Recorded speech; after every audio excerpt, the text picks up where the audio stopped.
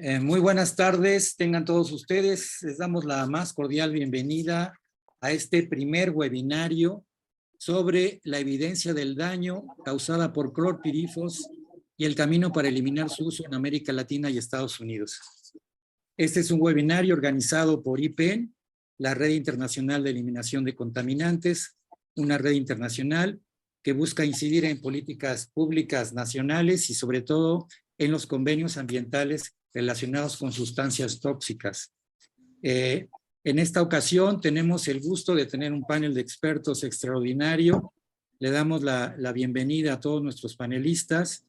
En su momento vamos a presentar los datos curriculares de cada uno de ellos, pero nos acompaña la doctora Jennifer Sass, la doctora María Laborde, el ingeniero Arturo Correa, María Elena Rosas y María Isabel Cárcamo.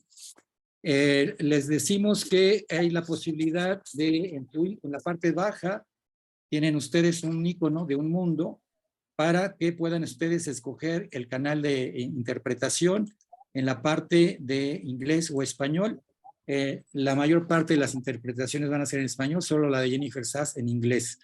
También les pedimos que las preguntas y respuestas utilicen el chat de preguntas y respuestas, si lo ven en su barra.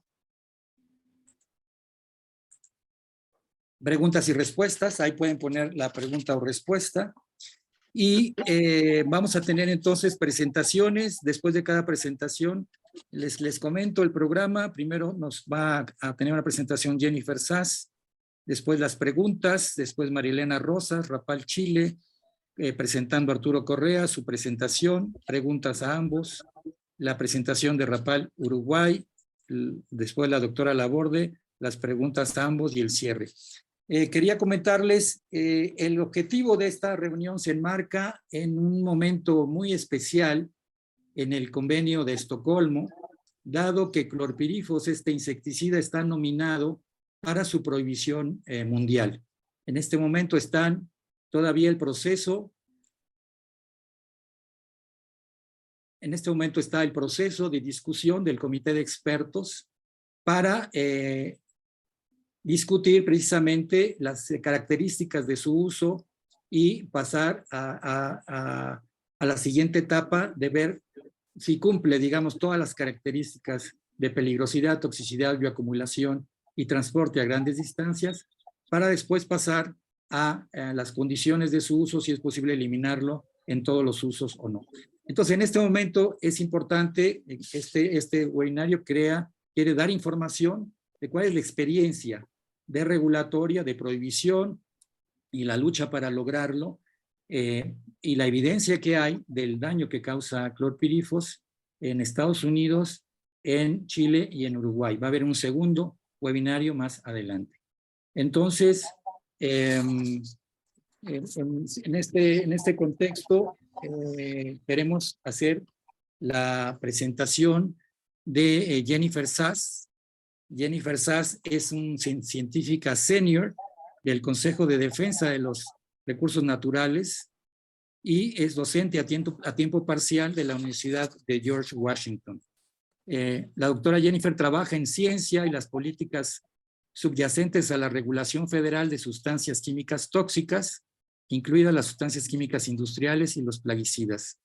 En su trabajo con el Comité de Defensa de los Recursos Naturales, Jennifer aboga por políticas y regulaciones de protección de la salud y brinda apoyo científico para los litigios de esta organización para hacer cumplir las leyes ambientales.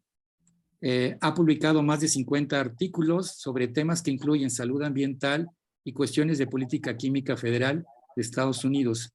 Tiene un doctorado en biología celular de la Universidad de Canadá, de Saskatchewan, no sé si lo pronuncié bien. Y bueno, ella tiene amplia experiencia en toda la enorme lucha por lograr la prohibición en la Agencia de Protección Ambiental de Estados Unidos. Entonces, pues le damos la más cordial bienvenida a Jennifer. Les recuerdo, preguntas y respuestas en el icono y el icono de interpretación pueden, ahora vamos a escucharlo ya en la traducción en español. Entonces, Jennifer, la palabra es tuya. Si puedes decir algunas palabras y compartir tu presentación. Estamos Yes, should I share my screen now? Yes.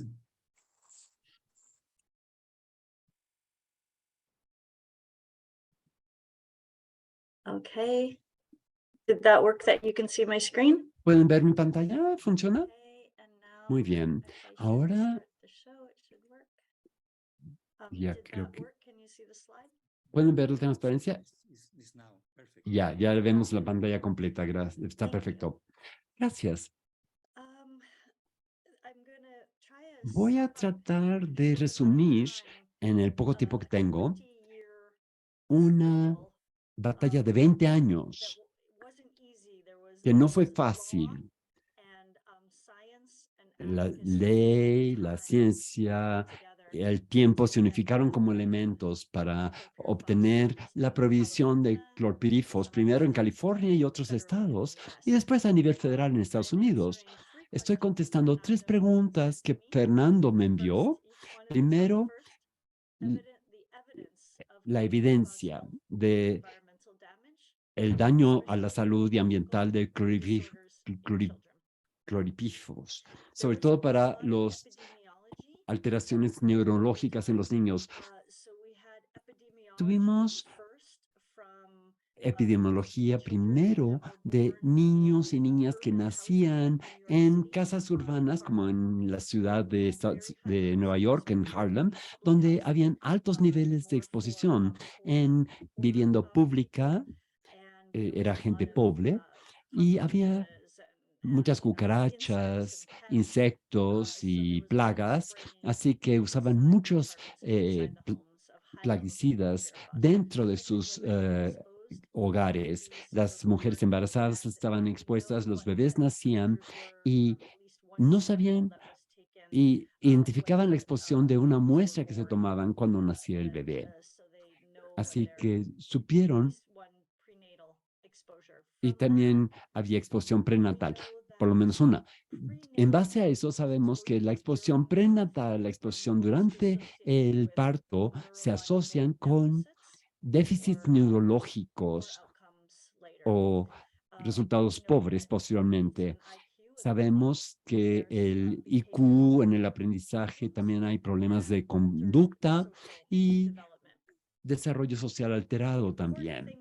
Lo importante sobre estos estudios epidemiológicos que lo que mostraban es que esas cosas pasan incluso cuando los niveles de exposición eran tan bajos que las mujeres embarazadas no tenían ningún indicio de una inhibición de polinesterasia, así que no había ningún marcador de exposición en las mujeres embarazadas y aún así afectaban a los niños. Esos estudios epidemiológicos se realizaron a lo largo del tiempo.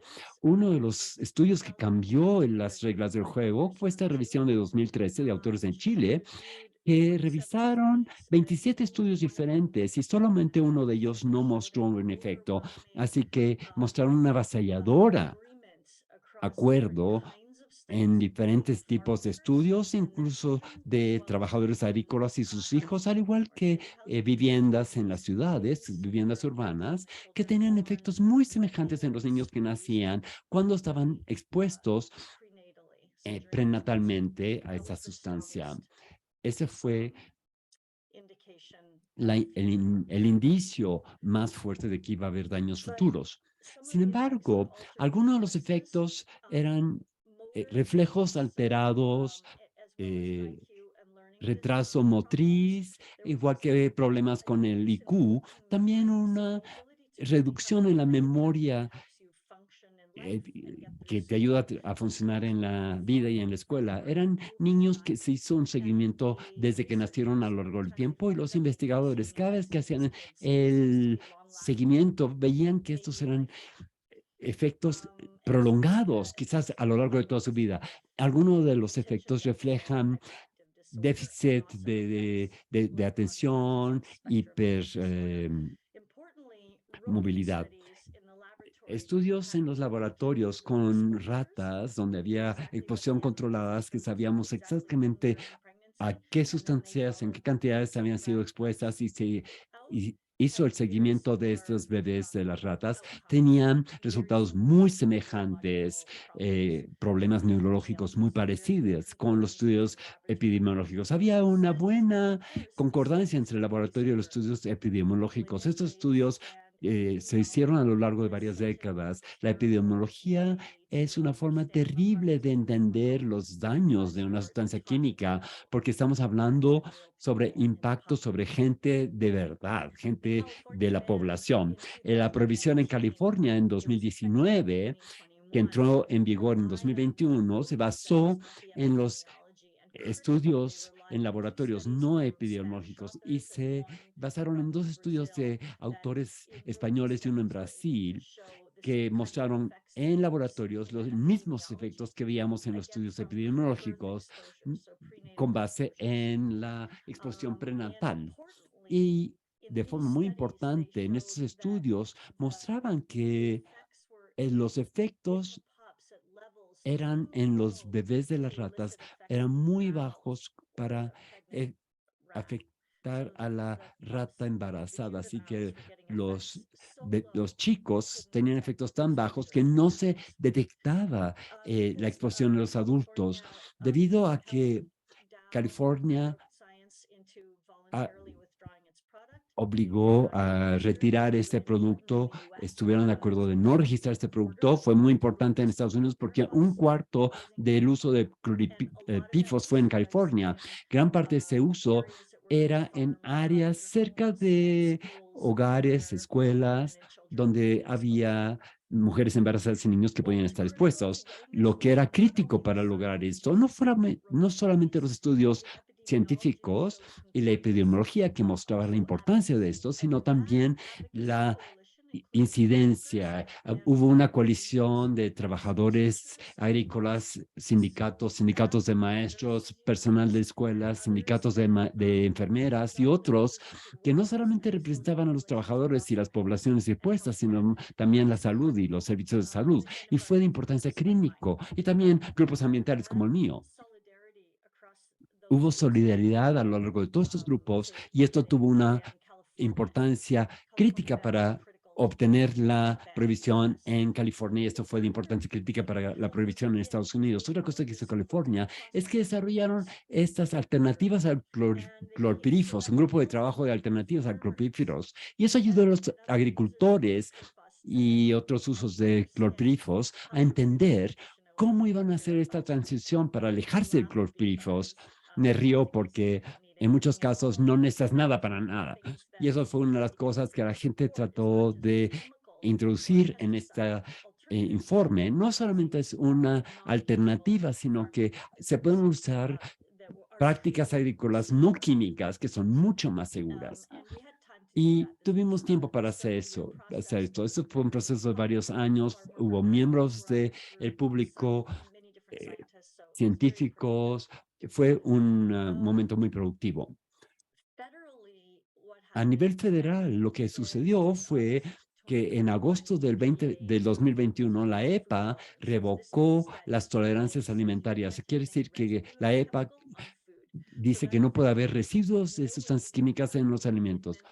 Esto significa que no se puede utilizar ningún cultivo de alimentos, no se podía utilizar en cualquier lugar donde pudiera contaminar el agua o los alimentos o los cultivos, y no se puede usar en otro país que quiera vender esos alimentos a Estados Unidos. Así que tiene impactos a nivel global. Fue resultado de 15 años de litigación, 20 años de defensa y gestoría y 30 años de trabajo, de estudio científico. No fue algo rápido. La red de pesticidas en Estados Unidos fue de importancia crítica en la primera demanda y Earth Justice hizo el trabajo de litigación. Algo que quiero señalar es que debido a que era una revocación de tolerancias alimentarias, seguía permitiendo que el cultivo de flores, de invernaderos, árboles de Navidad, árboles y otros lugares donde se sigue exponiendo, incluyendo a las mujeres que trabajan en estos invernaderos. Así que seguimos tratando de prohibir también estos usos. Fernando me preguntó, ¿cuáles son algunas limitaciones de la evaluación de riesgos? Y me reí, me tuve que reír porque con más de 20 años de hacer este trabajo hay tantas limitaciones. No les tengo que decir a ustedes esto, pero pensé que lo mejor para resumir lo que es la evaluación del riesgo es esta línea de tiempo. Esta línea de tiempo muestra cómo se puede ir retrasando lo obvio, retrasar la provisión de una sustancia química que la ciencia reiteradamente estaba demostrando a través de estudios científicos que eran muy peligrosos para ser utilizados. No había niveles seguros para que las mujeres embarazadas y los fetos prenatales pudieran ser expuestos. Y sin embargo, es un proceso que duró 20 años. Hubo muchos estudios, incluyendo 3 estudios epidemiológicos en niños que llegaron a 10, 12 años de edad. Se hizo todo este seguimiento. Es muy triste porque vemos, es triste tener que tener estudios como estos en las personas. Y la otra cosa que quiero señalar es que cuando EPA finalmente propuso la prohibición, fue el 10 de noviembre, me voy a regresar, que fue después de la elección de Estados Unidos, pero antes de que tomara poder el presidente Trump. Así que la EPA se esperó hacer esta propuesta hasta que ya no tenía tiempo la administración de Obama, donde ya se les había agotado el tiempo. Ese es el problema con la evaluación de riesgos. Esta es mi última transparencia, diapositiva. Es un informe fantástico de Earth Justice que salió el año pasado. Y lo que muestra es que logramos sacar cloríferos del mercado, pero la EPA ya está diciendo que tenían que concluir esas evaluaciones el mes pasado, el octubre pasado. Ya dijeron que no van a alcanzar la fecha. Algunas pesticidas por años no van a llegar a esta fecha final, así que no vamos a poder ver esto hasta que lleguen a su momento final.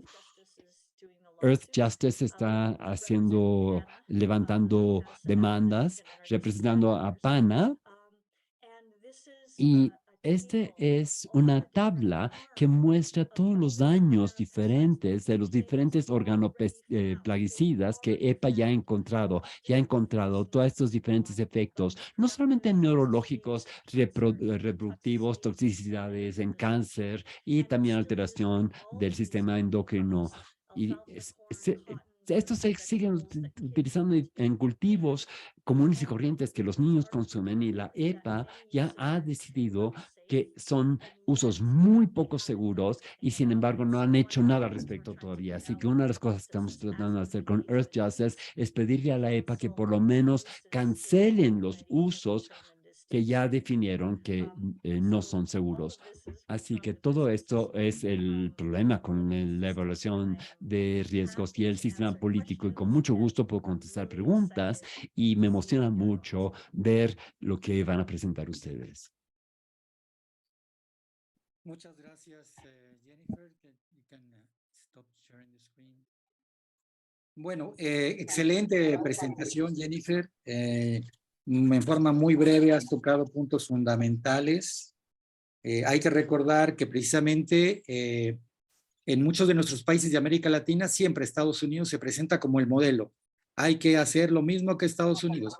Como empezó la Revolución Verde, hay que copiar el modelo de agricultura industrial basada en monocultivos, porque es de Green Revolution, hay que copiar a Estados Unidos. Sin embargo, como tú sabes, esto está en crisis por la falta de concordancia entre la evidencia científica y la toma de decisiones. Entonces, nos parece muy importante esta crítica al tema de evaluación de riesgos. Es algo en el que IPEN y RAPAL hemos venido trabajando con otros webinarios acerca de principio precautorio y la reflexión crítica de compañeros de Brasil. No veo todavía ninguna pregunta. No sé por qué no pueden ustedes hacerla. También me parece muy importante este tema de Tal vez si puedas ahondar, si no hay otra pregunta. En muchos de nuestros países hay una lucha a nivel regulatorio para incluir principio precautorio, de un modo que pueda acelerar la toma de decisiones y no estar eternamente, como se dice, parálisis por análisis, ¿no? O sea, decir que se requiere más y más estudio cuando hay ya la evidencia suficiente. En tu opinión, en tu opinión personal, ¿qué ventajas tendría asumir ese principio precautorio para evitar largos periodos? O sea, hablaste de 15 años de litigación, 20 de advocacy y 30 de sentencia. Eso no lo podemos repetir en nuestros países. ¿Y nos puedes contestar esa pregunta, por favor? Yeah, this is something that I am now spending Eso es almost algo que time on, estoy is the usando todo mi tiempo de trabajo, science de of cómo using utilizan la science ciencia as como a armas, tool usando la ciencia como una arma para retrasar and this is el quitar las sustancias dañinas. Esta es una governments and industry cuestión global a nivel del gobierno y de la industria, una iniciativa. Siempre están a punto de desarrollar una nueva prueba que tenemos que esperar o un nuevo científico que está a punto de... Y están forzando estos retrasos. Y es usar la ciencia como un arma. Y estamos luchando contra esto ahorita con los nanofosfatos. La excusa que está usando la EPA para retrasar la acción es que está esperando que haya más estudios sobre nuevos métodos de pruebas. Son NAM, se llaman. Son métodos alternativos que no usan animales. Son células en un plato de Petri y estamos argumentando que no necesitamos más fundamentos científicos, que se tiene que evaluar esto como un grupo, no uno a la vez, y que deberían de ser evaluados no con colonestrasa, sino que con sus efectos neurológicos más sensibles a nivel prenatal. Pero este es una... Los científicos necesitan levantar la voz y decir, ya tenemos suficientes conocimientos para decir que ya deberíamos haber tomado acción desde hace mucho tiempo. De clase, o sea, toda la clase de organofosforados, como puede ser toda la clase de sustancias químicas que comparten un mecanismo de acción, es un enfoque mucho más racional que un químico por químico y además con esta metodología de evaluación de riesgos, uso por uso, que alarga la toma de decisiones. Eso nos parece que también a nivel de los convenios internacionales se ve muy claro con otros compuestos. Hemos también, antes de que se animen a preguntar, hemos puesto en el chat un documento de Google para que por favor los que estén inscritos puedan llenarlo con su nombre, su organización, su correo. De este modo podemos darle seguimiento al interés que han mostrado, compartir las presentaciones y mandar también otros documentos. Como decía, este es el primer webinario, vamos a tener otro con invitados de Europa y es muy interesante también este trabajo de coalición. Si puede ser la última pregunta, Jennifer, ¿qué implica este trabajo de coalición, la importancia que tiene y cómo los ciudadanos pueden participar también en esta discusión técnica o científica? Ahí se dieron cosas muy interesantes. Very interesting too. Esa es una de las cosas que estoy trabajando intensamente, es cómo construir poder entre comunidades que han sufrido impactos. No tener la ciencia como algo complejo, complicado, mientras que las comunidades que han sufrido impactos, sean de agrícolas, comunidades urbanas, comunidades ambientalistas, que están más expuestas a estas sustancias químicas, que puedan confrontar el mito que la ciencia es muy compleja, muy complicada. Y no solamente eso, sino también enlazar su conocimiento y lo que entienden las agencias regulatorias, porque ahorita no tenemos ese compartir de conocimientos. Me parece que necesitamos fortalecer el poder entre las personas que están más expuestas, porque ellos entienden los problemas muy bien. Muy bien. Jennifer, ahí está en Answers and Questions. Hay dos preguntas en inglés. No sé si puedas verlas. Alguien dice que no se escucha. Les pedimos, por favor, que chequen su conexión o que salgan y vuelvan a entrar porque los demás escuchamos bien. Entonces, can you read, Jennifer, the questions? Can you see it? In the, ¿Puedes leer las preguntas, Jennifer? ¿Las ves? Puedes contestar las dos si quieres. you're mute. Está apagado tu micrófono. Es una buena pregunta.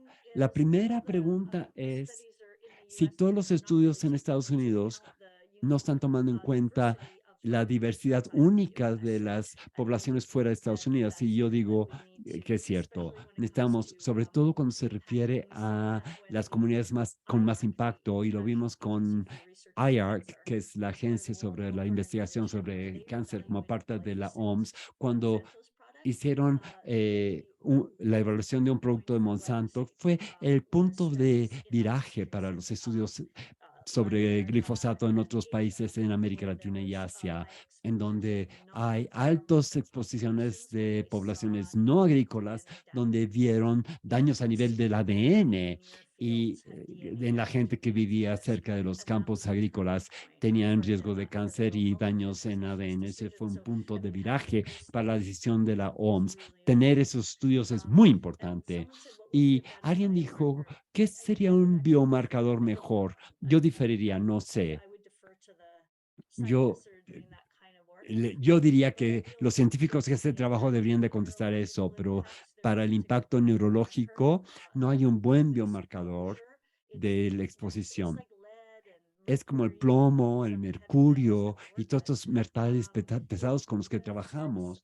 Los efectos sobre el comportamiento neurológico y sobre la función neurológica como el IQ, el aprendizaje y la memoria son demasiado sutiles como para ser medidos. Pero yo diría, y no soy la única, que cuando se refiere a una sustancia química neurotóxica no hay niveles seguros. Cuando hemos visto el plomo, mercurio, no hay niveles seguros cuando esa exposición durante el embarazo o el inicio del desarrollo inicial. Y yo creo que como principio precautivo hay que aplicarlo. Si sabemos que es neurotóxico, no hay niveles seguros para nada.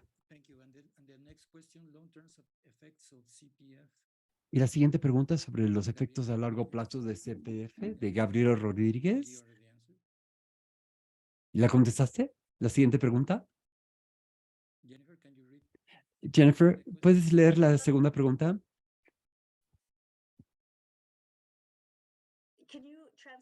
So I make sure I understand it. It's in English. The question is in English.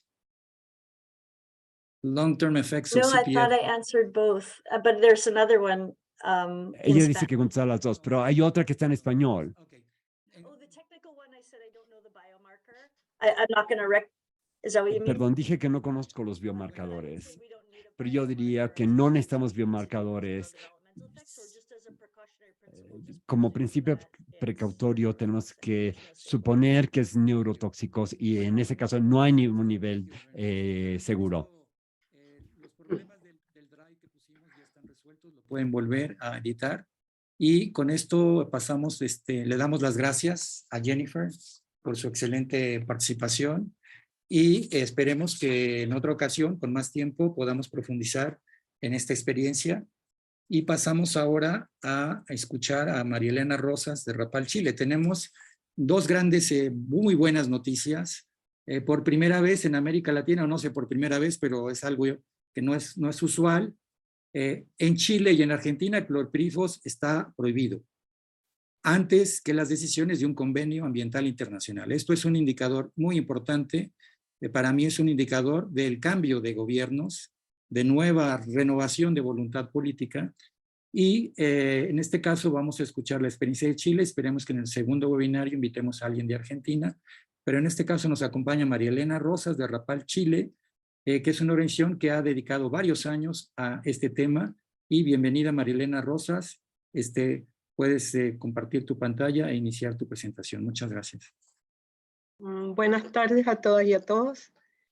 Bueno, mi presentación es justamente sobre un informe que realicé recientemente sobre clorpirifos. Voy a sacar algo que me mueve.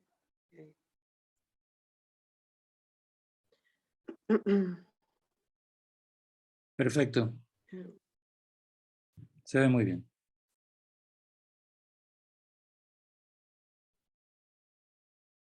Bueno, el Solo informe es iníciala. clorpirifos, impacto en la salud. Iníciala desde el principio, ¿Aló? por favor. ¿Sí? Ya está, ya está. Al principio, sí. Bien. Impactos en la salud y en el ambiente en Chile por clorpirifos. O sea, lo que yo voy a presentar es cuando exclusivamente en los estudios científicos ha aparecido el clorpirifos. En la mayoría de los estudios, por ejemplo, que ha hecho María Teresa Muñoz, es sobre órganos fosforados, pero yo he seleccionado los que se trata y aparece el clorpirifos involucrado. Bueno, el insecticida clorpirifos ocupa el segundo lugar de ventas en 2019 con un volumen total de venta de 605 toneladas. Esto representa el 6,21% de la serie 1000, que es la de insecticidas.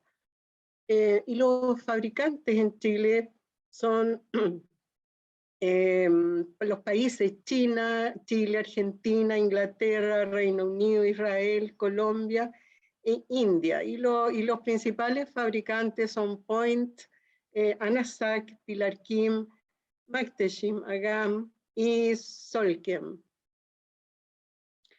Bueno, ahora según las intoxicaciones agudas que han aparecido en Chile por clorpirifos, según las notificaciones que realizan los servicios de salud de la red de vigilancia de intoxicación aguda por plaguicidas del Ministerio de Salud, el clorpirifos forma parte de los 10 plaguicidas, ingredientes activos que causan el número mayor de intoxicaciones, grupo que representa cada año a más del 50% de casos notificados de intoxicación. Este uso masivo de clorpirifos y otros plaguicidas altamente peligrosos contamina tanto a habitantes rurales por exposición directa e indirecta, como a urbanos por consumo de hortalizas y frutas con residuos de clorpirifos, provocando tanto intoxicaciones agudas como crónicas.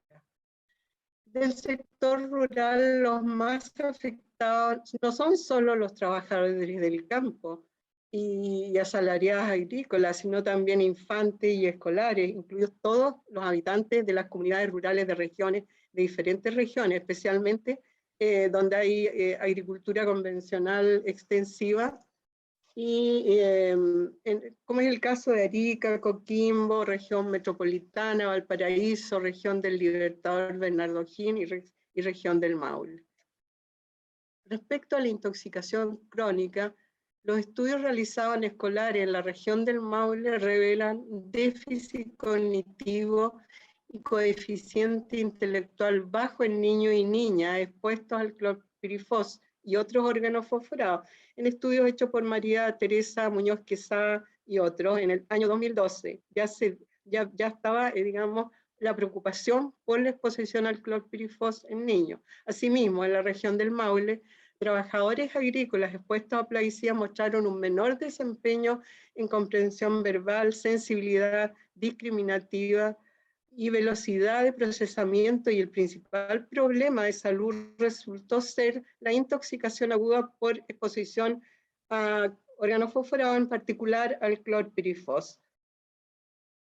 En un estudio transversal realizado en el norte ahora, en los valles de El Quilimarí, región de Coquimbo, donde hay un alto uso de plaguicida órganos fosforados, incluido el clorpirifos, se observó que tanto la exposición crónica directa e indirecta a plaguicida afecta el funcionamiento cognitivo en trabajadores agrícolas y en habitantes de zonas rurales y agrícolas. Y aquí ustedes pueden ver bajo digamos, la estatua de nuestra poetisa Gabriela Mistral, la gente reclamando por el uso de los plaguicidas, especialmente clorpirifos y órganos fosforados.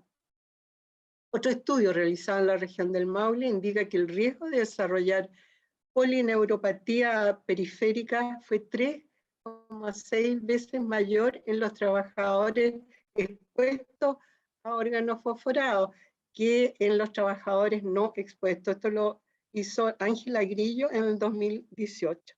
Respecto a ahora vamos a ver la contaminación en agua por clorpirifos. Investigaciones de María Jesús Clement del 2019 evidencian la contaminación difusa o contaminación no puntual por plaguicida, incluido el clorpirifos, en la cuenca del río Cachapoal. Este es uno de los principales ríos de Chile que nace en la alta cordillera y atraviesa todo el Valle Central y desemboca las aguas en el río Rapel. Respecto al riesgo para la biota acuática, cocientes de riesgo, calculados para los sitios muestrados aguas arriba y aguas abajo del río Cachapoal, se encontró que clorpirifosetil y tebuconazol son los que constituirían un mayor riesgo para peces y Daphnia magna a lo largo del cauce. En el caso de los ríos tributarios que extraen agua del río Cachapoal, el mayor riesgo para Daphnia magna se asocia a la presencia de clorpirifosetil, entre otros 5 plaguicidas.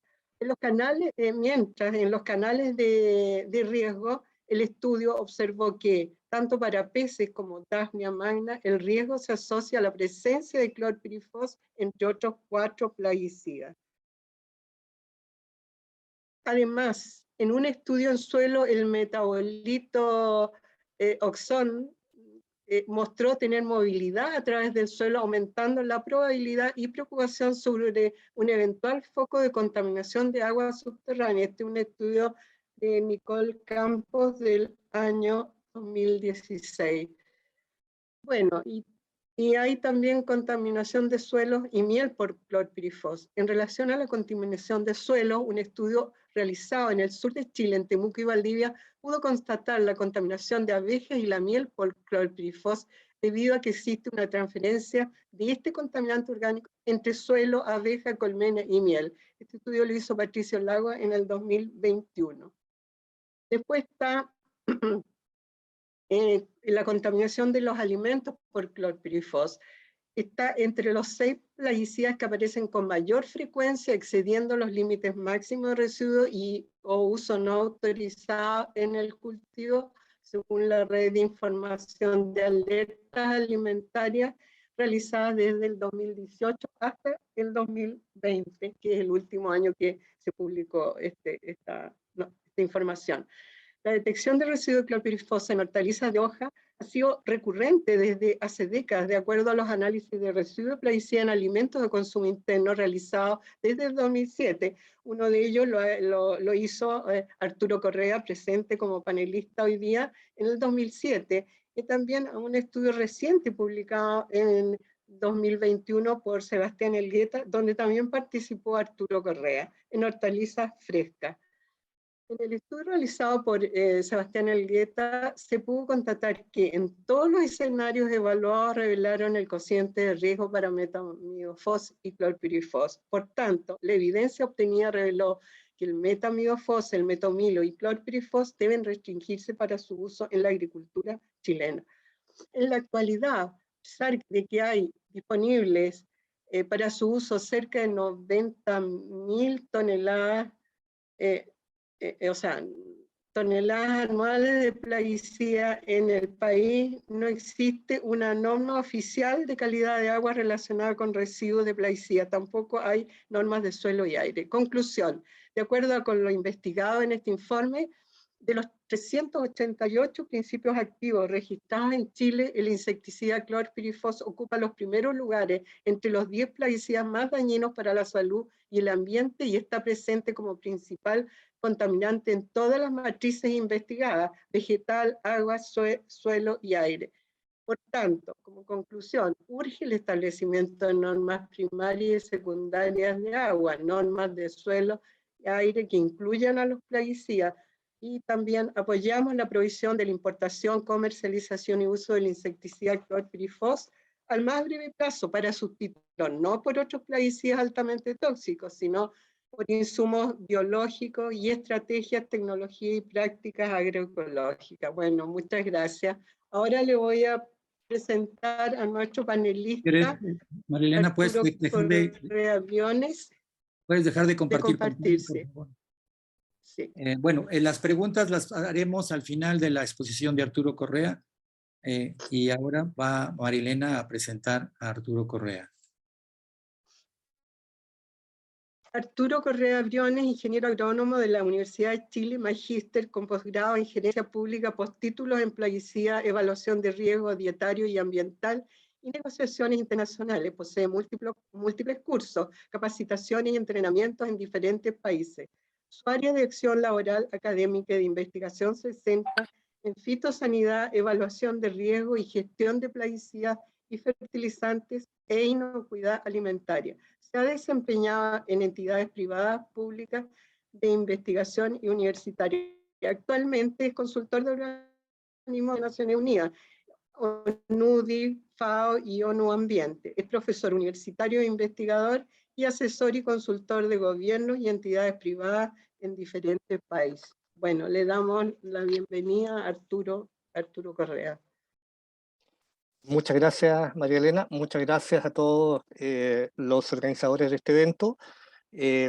Agradecer la posibilidad de dar algunas pequeñas luces respecto del trabajo que hemos desarrollado en esta área. Voy a poner la presentación.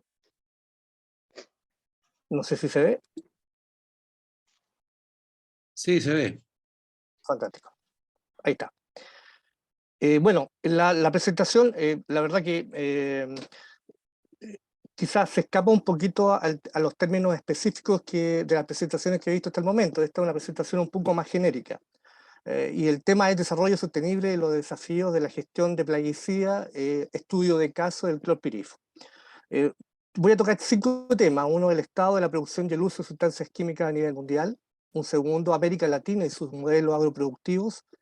Un tercero, desarrollo sostenible, un nuevo paradigma a nivel social, económico y productivo mundial. Un cuarto, el estatus del clorpirifo, y el quinto, desafíos para mejorar la gestión de plaguicidas, donde también se incluye, obviamente, el clorpirifo. Un poco el estado de la producción y el uso de sustancias químicas a nivel mundial, lo que podemos decir, indicado directamente por la Global Chemical Industry, básicamente nos indica que entre el 2015 y el 2030 se duplicará la dimensión productiva en 4.5% anual, o sea, las sustancias químicas siguen siendo importantes. Sin embargo, hay 3 elementos que son bastante sustanciales y preocupantes respecto de las nuevas moléculas químicas. La diversidad química que conocemos ahora es 3 veces mayor que hace 20 años. Por lo tanto, ya no vamos a identificar familias de organofosforados, carbamato, neonicotinoides, etc.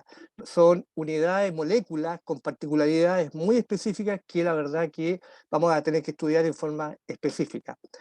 Muchos de los productos químicos que están registrados en los países en desarrollo y en transición tienen un control limitado y puedo decir inclusive laxo. Y finalmente, aproximadamente un tercio de estas sustancias carece de información de acceso público. Entonces la pregunta es cómo yo sé, cómo puedo seguir esas sustancias para ver sus efectos. La verdad que es un mundo mucho más complejo que el que teníamos hace 15 o 20 años atrás. Sobre el comercio plaguicida, bueno, las cifras también usando datos internacionales, porque lamentablemente también tenemos problemas de acceso a información. En un seminario que fui a China, ¿cierto?, pude levantar una información que he ido siguiendo a través del tiempo. Nos indica que el comercio plaguicida el año 2015 era de 51 billones de dólares. El año 2019 aumentó a 59 billones de dólares, el año 2020 a 61 billones de dólares y la proyección para el año 26, 73 billones de dólares. Por lo tanto, también hay un incremento de un 3.7% en términos de este periodo de tiempo. Eso significa que, nuevamente, no estamos decreciendo el uso agroquímico, sino estamos aumentándolo. Los plaguicidas en general que está circulando en el mundo son 2 millones de toneladas que se utilizan año a año, siendo la mayoría herbicidas, seguido por insecticidas y posteriormente fungicidas. Un dato bastante reciente de Chalmers et al., ¿cierto?, del año 2019. El 90% del mercado de plaguicidas para protección de cultivos son productos químicos, digamos, y de ese 90%, más o menos el 60-65% son químicos sintéticos, el resto son productos de tipo inorgánico. Los bioplaguicidas o productos botánicos o semioquímicos, entre otros, poseen una participación pequeñísima dentro del portafolio de control de plagas a nivel mundial. Otro dato importante, América Latina es una de las regiones, la segunda región del mundo que consume más plaguicidas. Y por tanto tenemos que tener a la vista esto. Nuevamente los datos de herbicidas, ¿cierto?, como principal venta en la región, posteriormente los insecticidas y fungicidas. Sin embargo, en América Latina se está invirtiendo, aumentando fuertemente el uso de fungicidas debido a los procesos de resistencia cada vez más sistemáticos y más potentes, ¿cierto?, en la región, y por lo tanto lo que ha generado mezclas que fueron 2 fungicidas, 3 fungicidas, y ahora he encontrado algunas formulaciones con 4 fungicidas. Este es un poco el estatus a nivel regional. Sobre ¿dónde son los top 10 de compra de uso de plaguicidas a nivel mundial? Bueno, tenemos 2 latinoamericanos. Brasil, esto fue el año 2019, reportaba 10 billones de dólares, ¿cierto?, siendo el primero, y Argentina en el sexto lugar. Por lo tanto, en nuestra región el consumo es muy intenso. El segundo tema es América Latina y sus modelos productivos. Bueno, colegas, en general, la forma de producir alimentos, ¿cierto?, el uso que está destinado para agricultura de los plaguicidas tiene una fuerte vinculación, ¿cierto?, en los segmentos productivos en los cuales se usa. El modelo de agricultura tradicionalista, AFC, horticultores pequeños, básicamente está dominado por plaguicidas antiguos, amplio espectro, altamente tóxicos, y por lo tanto en este segmento, en este modelo productivo, ¿cierto?, encontramos la mayor cantidad de problemas de intoxicaciones por parte de los productores. El modelo de agricultura convencional empresarial, que todavía tiene reminiscencias muy fuertes de la Revolución Verde, usa plaguicidas, sin embargo, intensivamente, en un gran número, con un número importantísimo de aplicaciones por temporada. Sin embargo, está usando plaguicidas de última generación. ¿Por qué? Por problemas de restricción en los mercados de destino de la exportación, y por lo tanto está usando los últimos para evitar, ¿cierto?, ser castigado en términos de la inocuidad alimentaria. El modelo de biotecnología, ¿cierto?, sabemos que usa mejoramiento genético, transgenia fundamentalmente, y un paquete tecnológico relacionado con el control de maleza, que obviamente también hoy día está sufriendo fuertes modificaciones también por el fenómeno de resistencia. Y finalmente el modelo de producción orgánica, donde tenemos fundamentalmente una certificación de tipo privada, ¿cierto?, en la cual no se usa producto químico sintético. Y dentro de este mundo que nos vivimos en todos los países, en todas las condiciones en América Latina, ¿cierto?, está la seguridad alimentaria, que hoy día aparece fuerte también el concepto de soberanía alimentaria con estos cambios de visiones estratégicas políticas de los países de América Latina. La fitosanidad sigue siendo muy importante debido a que hay restricciones fuertes para ingresar a algunos mercados, y por lo tanto el control de plagas es muy importante. La inocuidad alimentaria está siendo cada vez más relevante debido a la comunicación, el conocimiento de los consumidores, y finalmente aparece un nuevo concepto incorporado fundamentalmente de la reunión de Nueva York 2015 sobre el desarrollo sostenible, la sostenibilidad agroalimentaria, social, económica, ambiental, y yo también agregué la gobernanza. Un tercer elemento que quiero comentar esta noche es sobre el desarrollo sostenible, y aquí estamos frente a un nuevo paradigma a nivel social, económico y productivo a nivel mundial. La Agenda 2030, que se generó en Nueva York en el 2015 en la Cumbre del Desarrollo Sustentable, ofrece un cambio de paradigma en relación con el modelo tradicional de desarrollo y aborda todas las áreas de producción. Aquí las acciones relacionadas con la seguridad química y los productos químicos tóxicos se mencionan o aplican en muchos de los objetivos del desarrollo sustentable, si no es que en todos. Estos son los objetivos de desarrollo sustentable, este nuevo modelo estratégico, y aquí aparece a lo menos el tema de plaguicida en el hambre, ¿cierto?, en términos de la aplicación de agroquímicos para el control de plagas, un tema muy relevante para el sector productivo por las pérdidas que significa.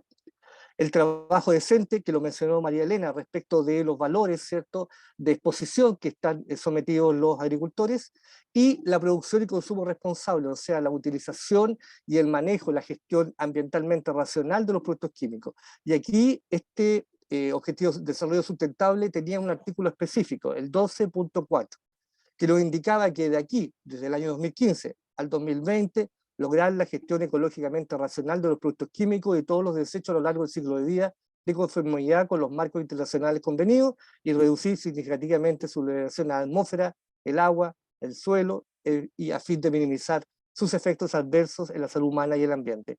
Esto no se cumplió, mis queridos amigos. Estatus del clorpirifos. Bueno, la reciente estudio, la reciente revisión hecha por la EFA encargada de las evaluaciones de riesgo a plaguicidas de productos fitosanitarios de la Unión Europea son extraordinariamente concluyentes. La Unión Europea, a diferencia de Estados Unidos, tiene una fuerte ascendencia en términos técnicos sobre los países de América Latina. Esto tengo que decirlo porque soy el creador de la unidad de plaguicidas en Chile y una persona que estuvo 8 años a cargo, y la verdad que la dimensión multifuncional de los países, la integralidad científica que tiene la Unión Europea, ¿cierto?, y la forma a través de la cual aborda, a través del principio de precaución, son muy bien vistos dentro de los países de la región. Y la Unión Europea señaló que en el estudio que hizo, que el potencial de genotoxicidad sigue sin aclararse. También señala en su informe que los efectos registrados en el estudio de NT o neurotoxicidad del desarrollo, que tiene que ver con la disminución de la altura del cerebelo, ¿cierto?, corregida por el peso del cerebro, ya en las dosis más bajas probadas, que es un punto final relevante para la caracterización del peligro, indican preocupación. La evidencia epidemiológica, que fue mencionada por la colega de Estados Unidos, también por María Elena, pero los europeos tienen una gran data respecto de eso, respaldan los resultados neurológicos del desarrollo en niños por exposición al clorpirifos. Y finalmente, debido a los ausencia de valores de referencia toxicológica, que es un tema muy importante para hacer las evaluaciones de riesgo, no se puede realizar la evaluación de riesgo para los operadores, para las personas, ¿cierto?, para los consumidores, para los transeúntes, para los residentes. Y este problema indiscutiblemente representa un área crítica de preocupación para el clorpirifos. Por tanto, desde la perspectiva científica, el tema está aclarado. Y la Unión Europea lo aclara haciendo una prohibición, ¿cierto?, en el 2020 para el clorpirifos y clorpirifos metilo. Muchos trabajamos en levantar información de exposición al clorpirifos en nuestros países. Tenemos muy poca información de exposición. Nosotros no tenemos modelos probabilísticos, tenemos poco usables los modelos determinísticos porque no tenemos datos locales, por lo tanto es muy difícil para nosotros hacer estos cálculos. Y lo hacemos básicamente de manera de poner en alerta temprana por su uso en nuestros países y con ello lograr que la autoridad mitigara los riesgos. ¿Y cómo se hace eso? Ajustando el uso, menos cultivos o lugares de uso, modificando las dosis, o restringiendo o prohibiendo. Son las únicas razones que el Estado, ¿cierto?, las unidades regulatorias pueden ejercer este poder. Aquí hay algunos estudios en los cuales participé, nombró algunos también María Elena, ¿cierto? Y finalmente, hace unos días, la autoridad de plaguicida, un par de semanas, en Chile prohibió el clorpirifos y el clorpirifos metilo, así que desde ese punto de vista creo que logramos por lo menos sensibilizar a las autoridades con estudios bastante sólidos respecto a esto. Ahora, sobre lo mismo, y teniendo presente no solamente el clorpirifos, sino todos los productos, hay desafíos para mejorar la gestión de plaguicida. Y aquí, básicamente, hay un tema que está pasando por toda la región, sistemáticamente, por todos nuestros países, que es la implementación estratégica de prácticas agroecológicas para mejorar la solidez y la adaptabilidad de la agricultura, tanto el cambio climático, los desastres naturales, ¿cierto?, que están fuertemente asociados con los objetivos del desarrollo sustentable. Sin embargo, aquí también vemos con preocupación que a veces nos estamos quedando solamente en los títulos, y está bajando, no hay un modelo integral, holístico, que permita, a través de investigación, desarrollo, innovación, políticas públicas, ¿cierto?, lograr esto. Porque si no, esto va a seguir dándose vuelta por mucho tiempo y no concluir en algo más sólido. Lo segundo es la eliminación gradual de plaguicidas y sustancias industriales altamente peligrosas. Tenemos la de los convenios internacionales, más o menos 200, más los plaguicidas altamente peligrosas. En nuestra región son aproximadamente entre 70 y 120 ingredientes activos que están con algunos problemas. y establecer y fortalecer y actualizar la ley de control donde tenemos serios problemas, ¿cierto?, a nivel regional. El establecimiento de normativas para mejorar el ciclo de vida. FAO hizo un estudio el año 2019, publicado el 2018, en la cual indica, ¿cierto?, que hay déficit todavía en normativas específicas para cerrar el ciclo de las sustancias químicas. El fortalecimiento del sistema de registro. Lamentablemente nuestra región tiene un registro básico. Muy pocos países hacen algún esfuerzo por llegar a evaluación de riesgo. Básico de analogía. O sea, yo tomo un espejo, me miro y digo que el país que tiene registrado hace lo mismo que yo, lo cual es falso. Por lo tanto, tenemos que ir a un sistema integral, que significa o un registro basado en una etapa intermedia o basado, ¿cierto?, en evaluaciones mucho más sofisticadas. Y aquí, ¿cierto?, han aparecido nuevas herramientas. FAO sacó un toolkit, una herramienta para registrar productos, pero además se requiere múltiples capacidades y una eficiente coordinación entre lo público y la academia y los grupos de investigación. También está todo el tema del seguimiento por registro. Aquí no sacamos nada si no tenemos alertas tempranas, y por lo tanto también la academia tiene que hacer esfuerzos a través de financiamiento para apoyar y hacer seguimiento respecto de estos productos en el medio. Reducir y eliminar el envenenamiento plaguicidas también. Aquí también está el fortalecimiento de las redes de vigilancia, pero no sacamos nada con tener redes de vigilancia si no hay política de decisión. Y aquí no aplica solamente el principio precautorio, como fue nombrado por el colega Bejarano, sino el principio preventivo. Salud tiene la potestad para aplicar el principio preventivo y lamentablemente no lo aplicamos en la región. Y está todo el tema de actualizar las normas de salud y seguridad ocupacional, que lamentablemente están muy atrasadas en muchos temas, como también lo mencionó María Elena. Y finalmente, el tema de la información pública sobre los efectos adversos de los productos químicos, o el conocimiento inclusive solamente de los productos químicos. Es decir, romper la asimetría de información. Si nosotros no sabemos lo que tenemos en nuestras manos, ¿cómo vamos a poder determinar si existe algún riesgo? Es imposible. Muchas gracias. Gracias, Arturo. Si puedes dejar de compartir pantalla. Y bueno, hay varias preguntas. Hay una que quedó un poco pendiente, no sé si María Elena la pueda contestar. Bueno, finalmente Chile ha prohibido el clorpirifos. Si nos puedes un poco ampliar la información, es una prohibición total, permite la exportación como Argentina. ¿Por qué se prohíbe? Y paso después a otras preguntas que quedaron pendientes de las personas que están aquí. Aprovecho también simplemente para recordarles que en el chat, si pueden registrar su correo y su nombre y correo electrónico.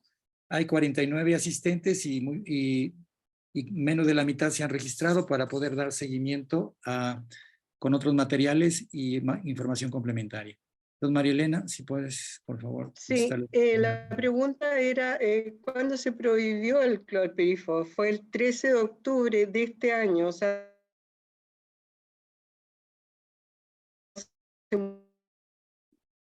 muy poco, y la prohibición no es inmediata, en un intertanto de 60 días para que la medida tenga,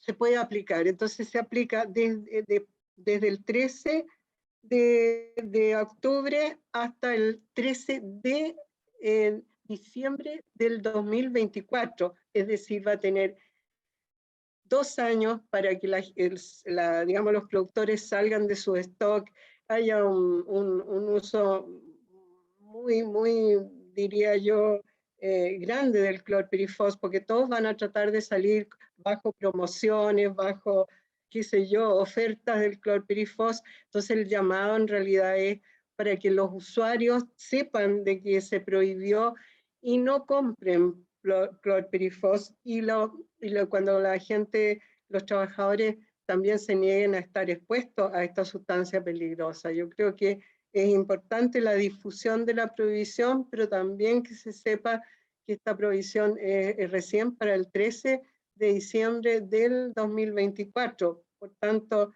en el intertanto hay que tener precaución de no exponerse a esta sustancia, y los agricultores y los campesinos no comprarla, no usar el clorpirifos.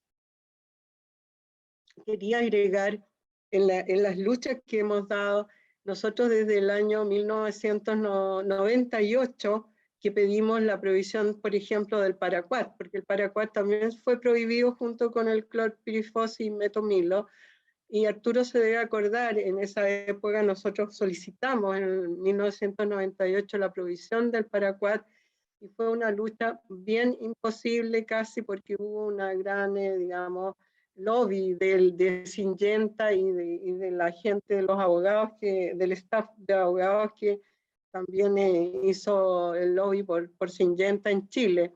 Entonces, recién, o sea, desde el 98 que estábamos luchando.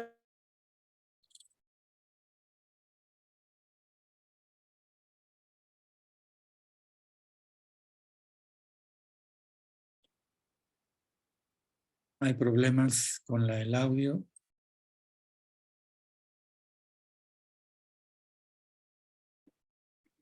Aplicaciones aéreas, entonces no es el caso, parece, del clorpirifos. Bueno, hay problemas con tu audio, María Elena, si puedes tal vez apagar la cámara y solo dejar el audio. Hay otra pregunta para tal vez Arturo, María Elena. Dice, soy de Paine, o también incluso también puede Sí. complementar Jennifer. Soy de Paine y pertenezco al Comité Ambiental de la comuna. Es una de las comunas con excelentes tierras cultivables, pero tenemos a Bayer Monsanto y muchos semilleros de transgénicos acá. Lamentablemente para nosotros las enfermedades neurodegenerativas son muy frecuentes, abortos y esterilidad, tanto en hombres como en mujeres, expuestos a muchos agrotóxicos. Mi pregunta es, ¿cómo se puede lograr que las autoridades relacionen estas enfermedades con ellos, con los plaguicidas? Acá el principio precautorio jamás se ha aceptado. No sé quién quiera contestar. María Elena, Arturo. O quizá Arturo. Arturo o Jennifer también. Arturo. Sí, a ver, como mencioné en la presentación, en la parte agrícola estamos girando en 4 modelos productivos al mismo tiempo. Sin embargo, hay un problema cuando 4 modelos productivos, ¿cierto? Algunos muy encontrados desde un punto de vista de la concepción productiva, técnica, digamos, se encuentran, es la falta de ordenamiento territorial. Nosotros no tenemos un ordenamiento territorial en Chile. Los sistemas productivos se pueden instalar en cualquier parte. Todos los semilleros de exportación, algunos son transgénicos, otros no. En Chile no se puede plantar, ¿cierto?, libremente semilla transgénica. Solamente se puede plantar para exportar la semilla, ¿ya? Ese es el principio. Hay unas medidas de seguridad asociadas, ¿cierto?, que evitan de que quede el polen, que quede semilla, que quede el rastrojo del cultivo, lo que queda del cultivo. Sin embargo, evidentemente, hay todo un tema relacionado con la forma a través de la cual se usa y se maneja esto. La autoridad del país trata de evitar que esto no se haga de forma inadecuada, sino se haga correctamente desde una perspectiva técnica. En general, vuelvo a decir, el problema que tenemos hoy día básicamente es ordenamiento territorial. No podemos estar generando sistemas productivos en forma totalmente abierta, sino tratar de ordenarnos un poquito. Yo creo que nos falta eso dentro del país, digamos, y eso nos ayudaría bastante a mejorar nuestra posición en los distintos tipos de sistemas de producción. Una producción orgánica al lado de un semillero de transgénico, ustedes tienen claro que eso no funciona, digamos. Pasa lo mismo con la pequeña agricultura, ¿cierto? Y con grandes empresas que aplican intensamente agroquímicos, con nebulizadoras de 2000 litros. Por lo tanto, también les llega residuo, deriva, digamos. Por eso hay todo un tema que ahí se necesita ordenar, no solamente en Chile, sino en toda América Latina. Lo he visto en todos los países. Yo tengo la posibilidad de los recorrido prácticamente todo y ver su forma de producir. Bueno, hay más preguntas. Y pasaría a leer algunas. ¿Qué alternativa? No sé si Jennifer quiera añadir algo. Jennifer, no. Bueno, ¿qué alternativa se puede ofrecer a los agricultores cuando sostienen que necesitan de los agroquímicos para producir e insisten que sin esto se puede venir una hambruna? Voy a leer otra pregunta. Soy médico veterinario zootecnista de México En 2013 se usó clorpirifos en la campaña contra dengue. Clorpirifos a nivel nacional y tuvo muchos casos de muertes de cachorros en las necropsias. Había malformaciones en cerebros, principalmente, y daños neurológicos. Bueno, a mí me consta porque he visto esas fotos y conocemos a la doctora Cristina Caldera. Hay otra pregunta. ¿Existe algún programa de monitoreo, ya sea financiado por el gobierno o algo similar? ¿Y qué producto se recomienda para sustituir el uso de clorpirifos en Chile? También para María Elena, ¿qué tan involucrado está el pueblo chileno en la información sobre los daños de clorpirifos? ¿Hay campañas de concientización? Bueno, hay, por el momento, estas son las preguntas. Hay una última, hay muchas preguntas. Para Arturo Correa, si son los fungicidas una esperanza de cambio para la agricultura de su país. Si los compradores exigen plaguicidas de última generación, se tiene una regulación laxa, entonces, ¿cuál es el panorama para la seguridad alimentaria para el 2030?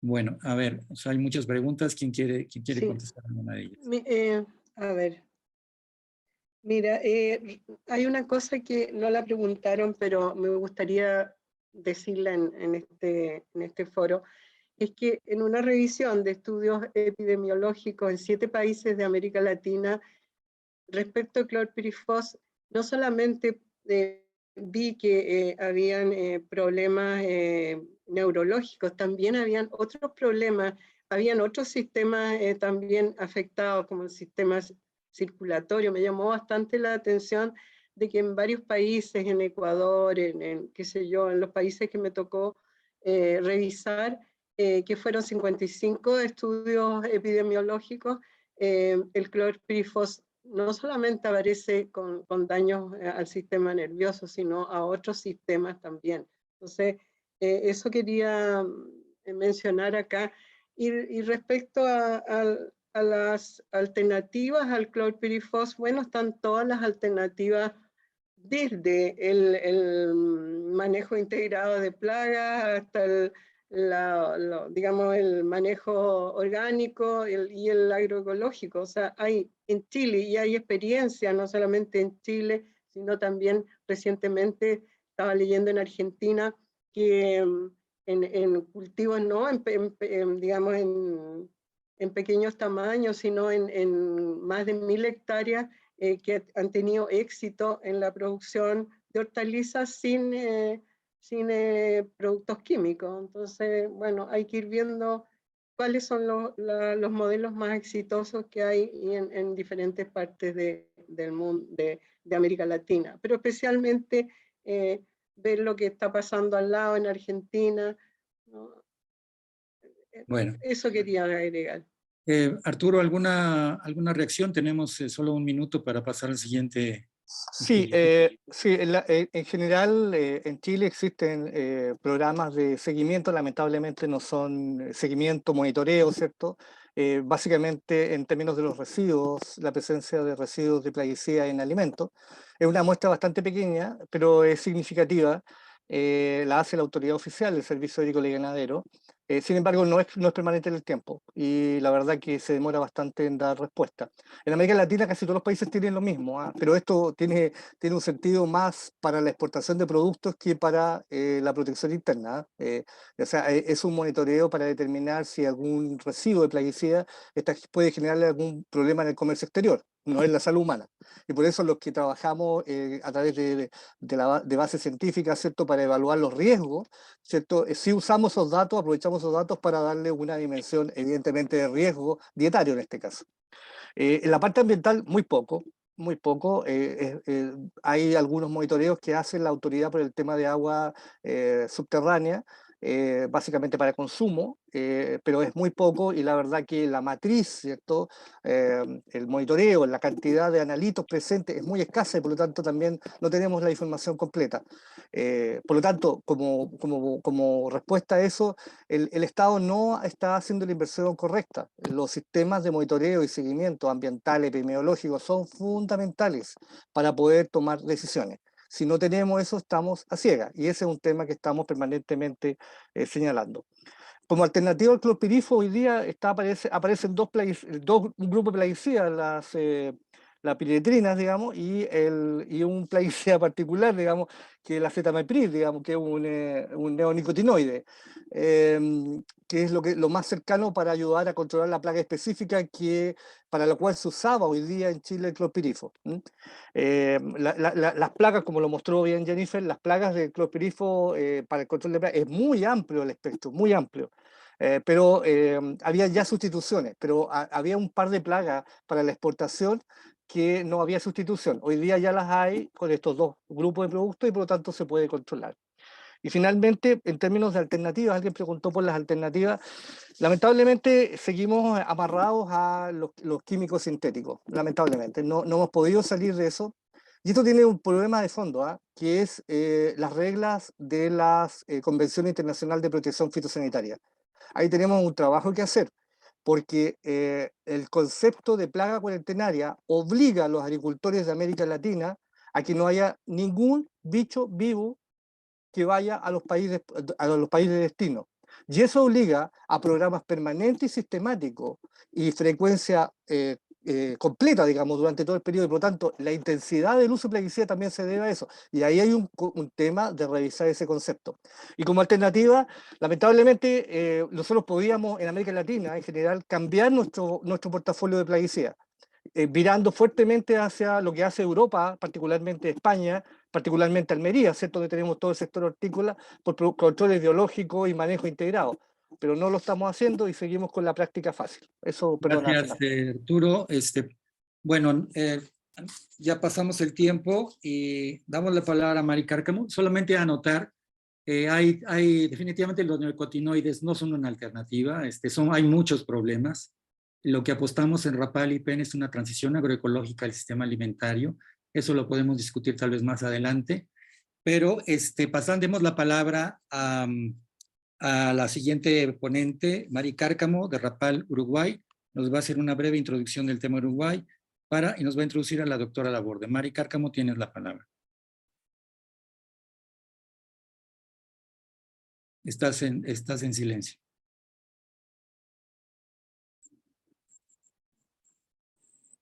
Si puedes picar al icono de pantalla completa abajo a tu derecha.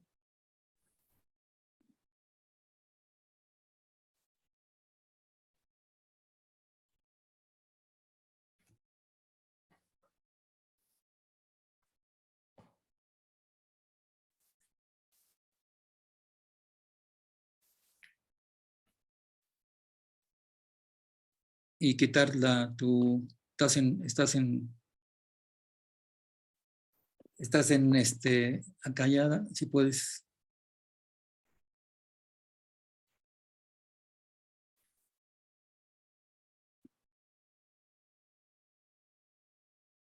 Cielo, ¿tú puedes apoyar?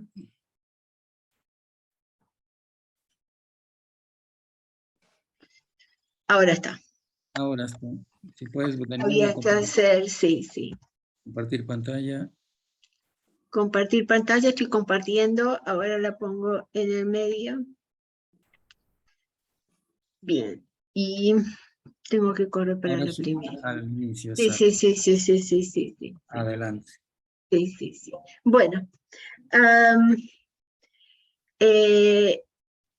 Un poquito lo que es el clorpirifos, que ya todos hemos estado hablando, es un plaguicida altamente peligroso, neurotóxico, que actúa inhibiendo la enzima acetilcolinesterasa, causando envenenamiento por colapso del sistema nervioso del insecto, provocando su muerte. Y esta enzima también está presente en las células nerviosas de los humanos y otros animales. Esto significa que la neurotoxicidad del clorpirifos no se limita a los insectos, como ya lo mostraron los otros compañeros que hicieron las presentaciones. El cultivo donde se utiliza en Uruguay.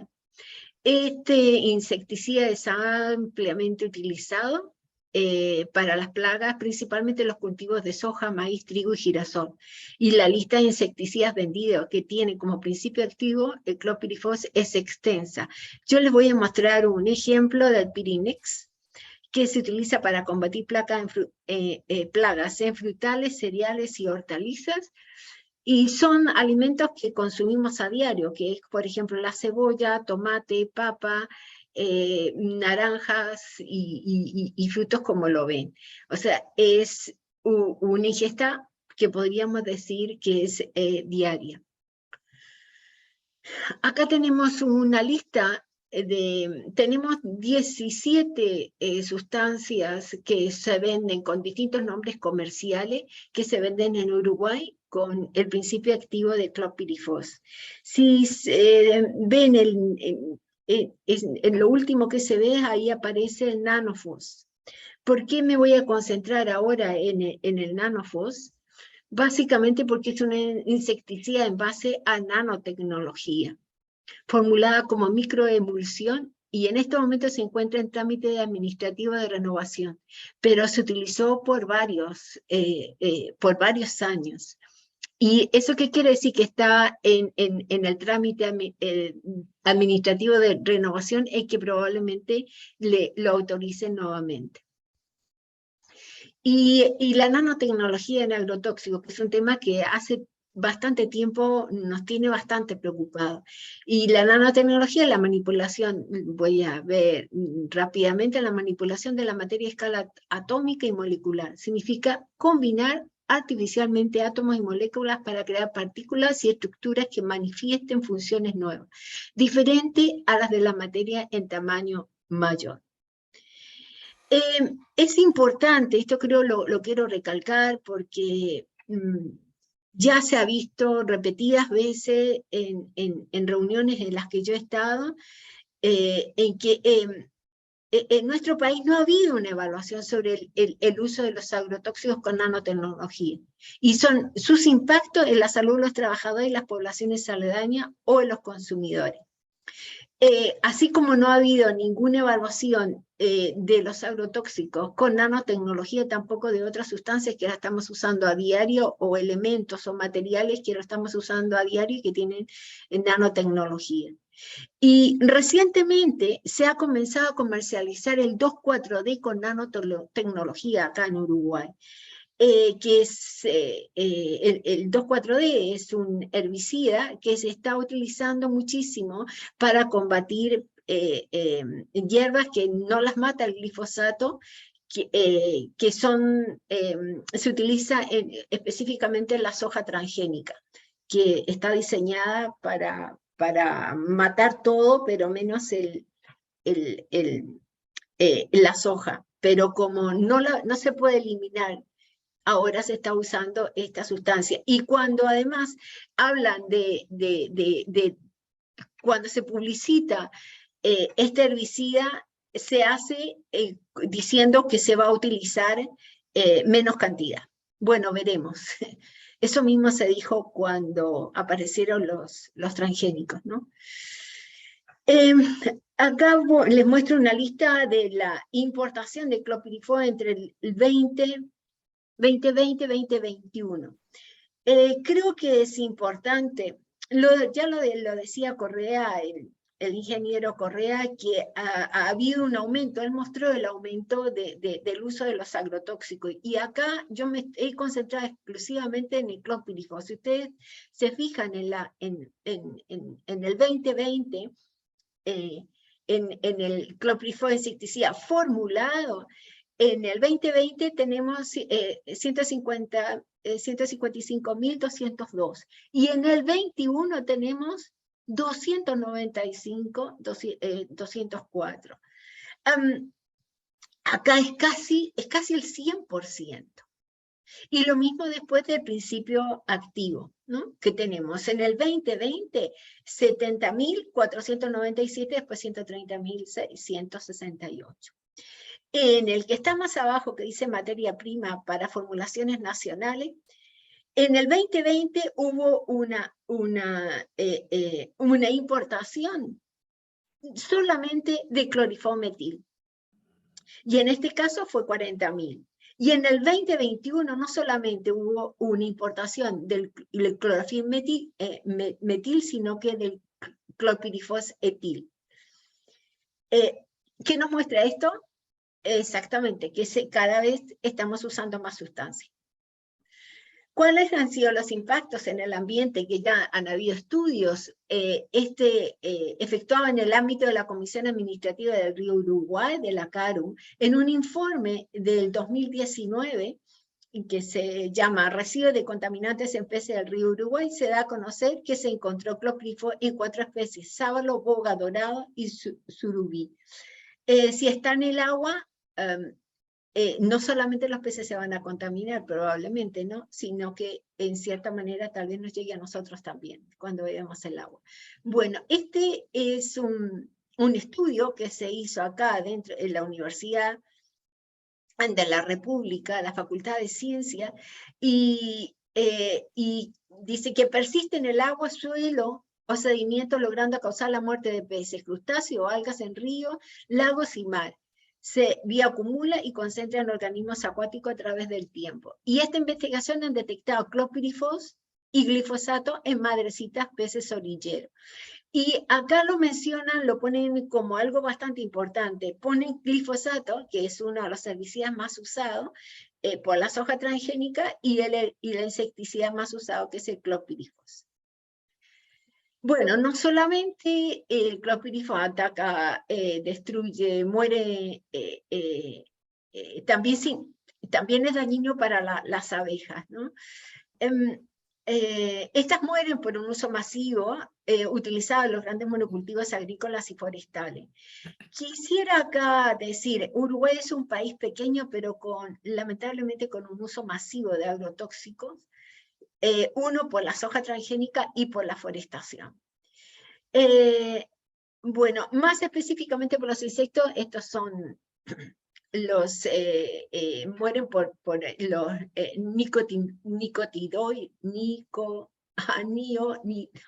neonicotinoides, que se encuentran, bueno, está el clorpirifos y el imidacloprid, que son los que más se utilizan. En nuestro país ha habido varios episodios de mortandad. Y bueno, no solamente ataca las abejas, sino que también es dañino para las lombrices y muy tóxico para las abejas. Y también para el ser humano, pero eso lo dejo para la doctora Laborde. Rápidamente, ¿qué es lo que se ha hecho acá a nivel país? El Ministerio de Ganadería, Agricultura y Pesca extiende en el 2019 extiende la exigencia de la receta profesional, que para clorpirifos en el 21 de diciembre del 2021 prohíbe el uso del clorpirifos en el cultivo de la soja, exclusivamente para una plaga. Y según lo expresado recientemente en la Comisión Parlamentaria en septiembre, en un futuro cercano, que no sabemos cuánto, se van a prohibir 5 principios activos, uno de los cuales es el clorpirifos. Rápidamente, medidas tomadas a nivel internacional. Bueno, el Comité de Revisión de los Contaminantes Orgánicos Persistentes acordó que en enero del 2022 que el clorpirifos cumple todos los criterios para ser incluido en la lista del Convenio de Estocolmo. Que esto también se mencionó anteriormente, que en el 2020 la Unión Europea prohíbe el uso y la comercialización del clorpirifos.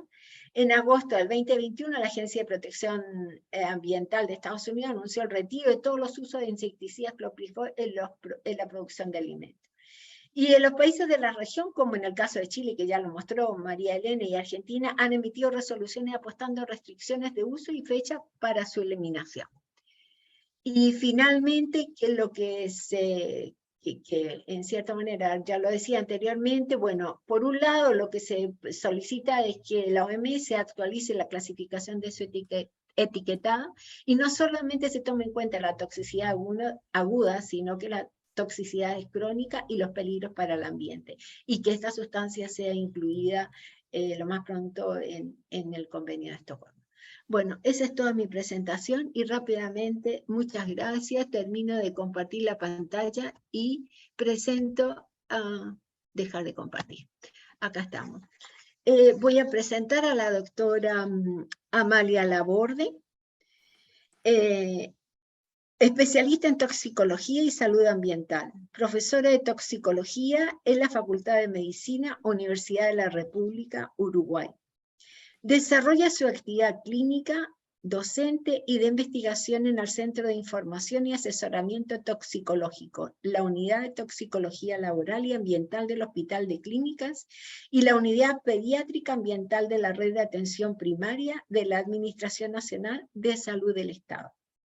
Es docente de los cursos de formación en la especialidad Toxicología Clínica y colaborador docente en la formación de posgrado en Salud Pública, Salud Ocupacional y maestría en Ingeniería Ambiental. Consultora temporal de la OPS-OMS en el área de la toxicología, salud ambiental infantil y determinantes ambientales de la salud. Ha desarrollado investigaciones en exposición humana a metales, contaminantes del aire y plaguicidas, y miembro del Comité Científico de la Sociedad Iberoamericana de Salud Ambiental. Bueno, eso es todo. Adelante. Bueno, muchas gracias, Mari, por la presentación, y gracias a los organizadores por esta invitación.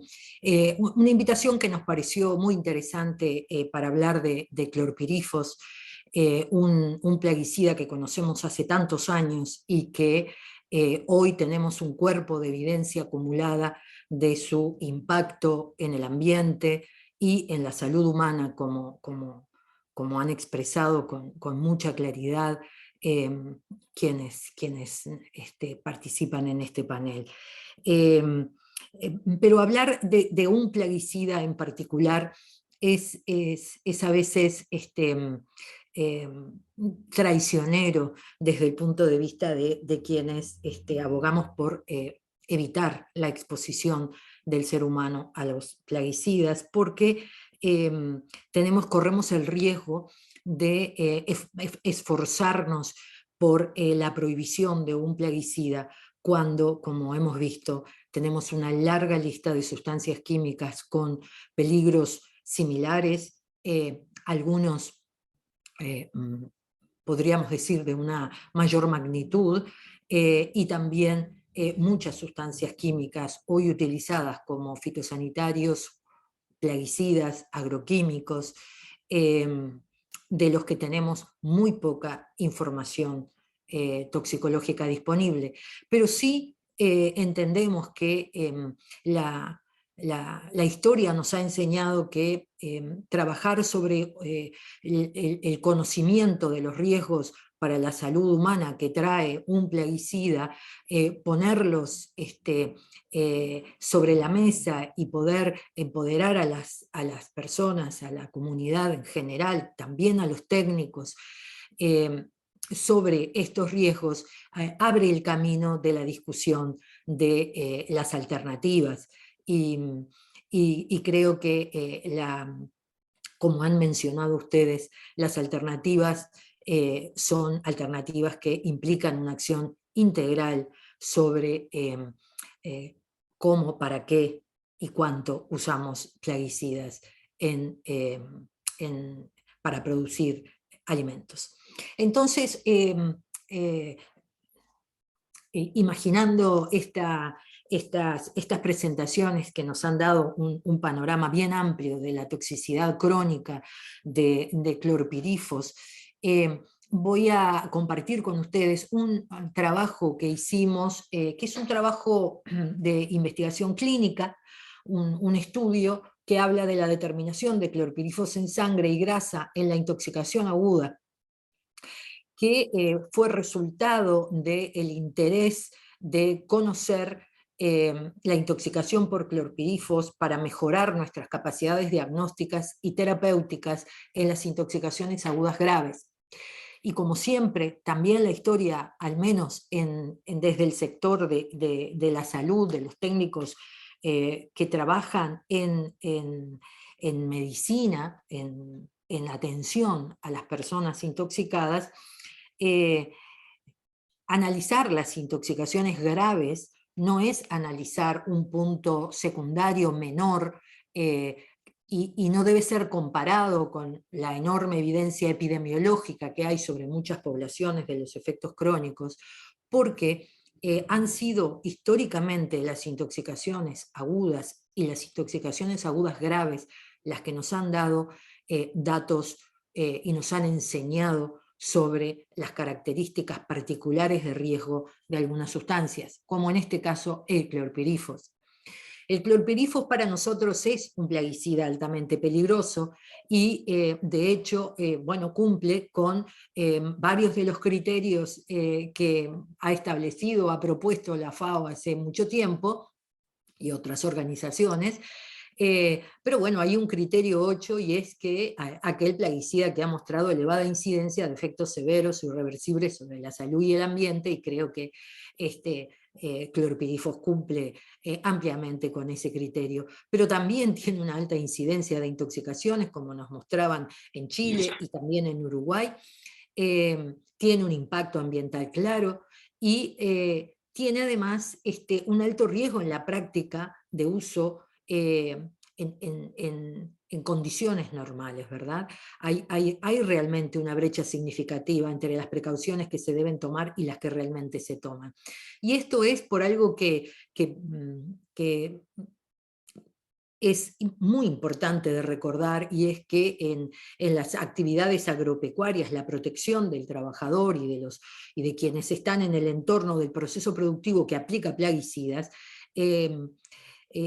termina resolviéndose en el uso de protección personal, que en la mayor parte de las situaciones implica una imposibilidad fisiológica del trabajador de utilizarla y tolerarla cuando está realizando una tarea de alta carga con altas temperaturas. Por lo tanto, no es un tema de que la brecha sea porque no se quiera usar o porque no se tenga disponible, sino porque es fisiológicamente limitada la posibilidad de usarlo. Entonces, en este contexto, clorpirifos para nosotros, como otros organofosforados, se presenta en formulaciones concentradas, tiene una elevada toxicidad aguda, la categoría 2, porque se presenta en general como máximo el 48%, está asociado a efectos crónicos sobre la salud y el desarrollo infantil, ya ampliamente nos lo han presentado en este panel, y también hay manifestaciones de toxicidad crónica en trabajadores expuestos, pero tiene algunas propiedades que son especialmente peligrosas. Una es que persiste también en los tejidos humanos, y que la acumulación en grasa ha mostrado una vida media mayor de 60 horas, dato que ha sido obtenido de estudios experimentales, pero que no lo tenemos directamente del ser humano. Por otro lado, la intoxicación aguda es muy severa y sobre todo es muy prolongada, por lo tanto requiere de una tecnología de tratamiento costosa, pero además implica un alto riesgo de complicaciones justamente por esa duración prolongada. Y eso se asocia a una alta mortalidad. Tiene además algunos datos engañosos para el diagnóstico con respecto a sus efectos sobre un tipo de colinesterasa o la otra, la butil sobre la acetilcolinesterasa, un dato clínico en el que no voy a ahondar en este momento, y las intoxicaciones agudas dejan una polineuropatía secuelar en un porcentaje interesante de casos. Estas intoxicaciones agudas de las que les voy a presentar son intoxicaciones agudas que en general están asociadas a ingestas intencionales del producto. Y si bien en muchos foros el analizar casos de intoxicación intencional no debería ser parte de la evaluación de riesgo para la salud de una sustancia química, en este caso el clorpirifos, nosotros creemos exactamente lo contrario, porque las ingestas intencionales suicidas provienen de personas que tienen una enfermedad, un problema de salud mental, que lo consideramos parte integral del fenómeno salud, y por lo tanto consideramos que las medidas de salud pública deben incorporar aspectos de protección y prevención del acceso a sustancias altamente peligrosas en aquellas personas que ingieren sustancias químicas con fines suicidas. El clorpirifos además es frecuente como fuente de intoxicación, aquí lo vemos en esta gráfica, en donde ocupa el tercer lugar en las intoxicaciones agudas de plaguicidas en general, y el primero, en este caso, el siguiente año pasó al segundo lugar después de diacinón, pero el primero hasta 2017. La persistencia de clorpirifos en el ser humano ya se planteaba hacía muchísimo tiempo, y teníamos demostración de exposición infantil a clorpirifos en estudios como el estudio agrícola de Estados Unidos, que bueno, nos enseñó muchas características y escenarios de riesgo de intoxicación crónica, ya no aguda. Y en esta gráfica la traigo a la luz cada vez que hablamos de clorpirifos, porque ya en el 2004 clorpirifos fue el plaguicida más encontrado en la orina de los niños en una región agrícola del norte de Carolina del Norte. Y también el que tenía mayores niveles. Y por lo tanto, esto ya nos hacía pensar que eso no solo se explicaba porque se usaba en grandes cantidades, sino además por su persistencia en diversos medios ambientales. Vayamos entonces a esta experiencia sobre intoxicaciones agudas. Mencioné que eran intoxicaciones con dosis altas, porque eran intencionales, con fines suicidas, y seleccionamos casos graves en los cuales pudimos realizar dosificación de clorpirifos en sangre o en grasa. ¿Por qué digo pudimos? Pudimos porque yo diría una situación muy común a casi todas las áreas de toxicología clínica de nuestra región es la dificultad, yo diría la carencia para tener análisis toxicológicos, diagnósticos oportunos, y dosificar clorpirifos en sangre no es algo que esté disponible para el sector salud. Un elemento interesante para discutir cuando pensamos también en plaguicidas o en otras sustancias químicas, cuando éstas forman parte tan intrincada, tan importante de los procesos productivos, debería considerarse que también el sector salud debería tener capacidades diagnósticas, por lo menos con el mismo nivel de tecnología con que se plantea para la producción agropecuaria. Entonces, a estas personas, a estos pacientes, les dosificamos clorpirifos en sangre con la colaboración del laboratorio Rubino, laboratorio veterinario del Ministerio de Ganadería, Agricultura y Pesca, porque teníamos digamos, una exigencia diagnóstica y terapéutica muy severa, y necesitábamos contar con ese dato sin el cual el paciente no iba a poder ser manejado correctamente, y cosa que a veces en intoxicaciones más leves o moderadas sí es posible. Entonces, de este cuadro que fue hecho para un evento de toxicología clínica, les voy a resaltar que de estos 7 casos, 3 fallecieron, y encontramos clorpirifos en sangre hasta el día 14 de la intoxicación, lo cual hasta el momento no había sido reportado en ninguna otra intoxicación por órganos fosforados. Y lo que es más interesante es que reportamos la presencia de clorpirifos en la grasa de estos pacientes hasta 40 días después de la ingesta. lo cual es un dato que bien conocemos en estudios experimentales, en los que se ha medido la persistencia en la grasa.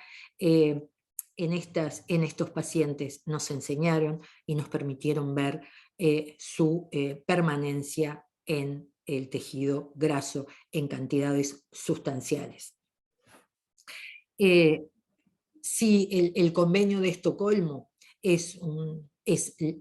digamos, considera integrar a sus listas de restricción o eliminación sustancias químicas con propiedades específicas, entre las cuales está la persistencia y la acumulación en tejidos grasos, como son la mayoría de los contaminantes orgánicos persistentes. Entonces, para nosotros esto es un elemento que nos confirma que esto también influye y severamente en las intoxicaciones agudas. Antes no había casos que tuvieran esta dosificación en grasa hasta este estudio que realizamos y que estamos preparando para su publicación. Bueno, una reflexión es que también cuando hablamos del riesgo de plaguicidas, tenemos que tener en cuenta que las intoxicaciones agudas y las intoxicaciones suicidas son muchas veces la punta del iceberg de una situación que afecta a toda la población por diversos medios. Muchas gracias.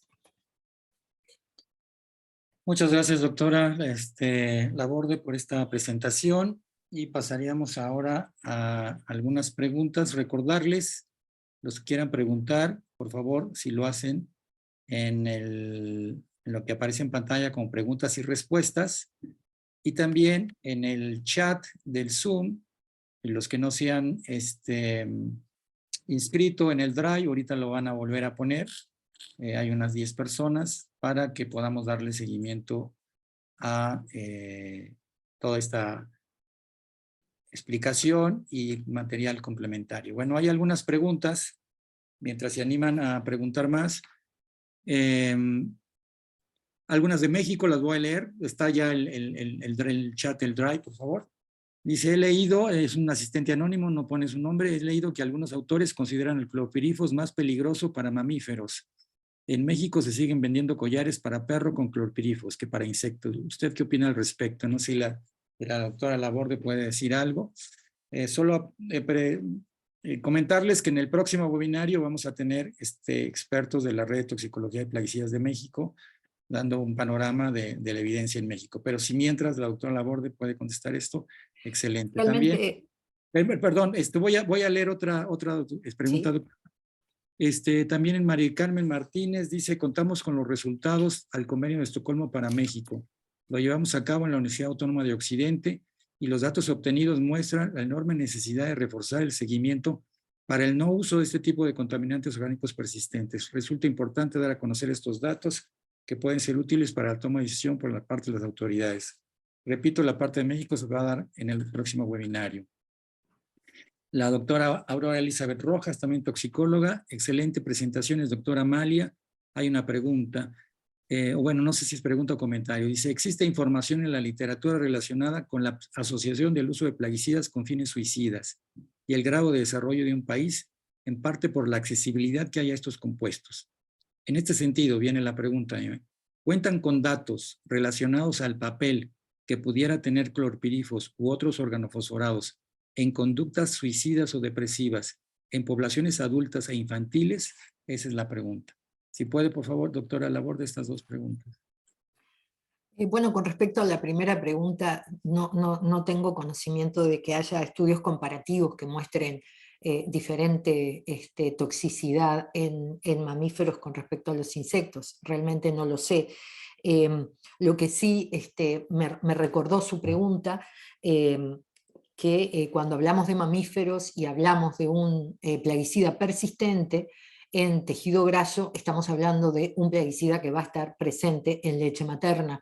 Por lo tanto, no solo importa la exposición prenatal, que sin duda es una ventana de altísima vulnerabilidad para el desarrollo infantil, sino también para la persistencia de la exposición en mujeres adultas expuestas durante la lactancia, porque clorpirifos se ha encontrado, sí, en leche materna.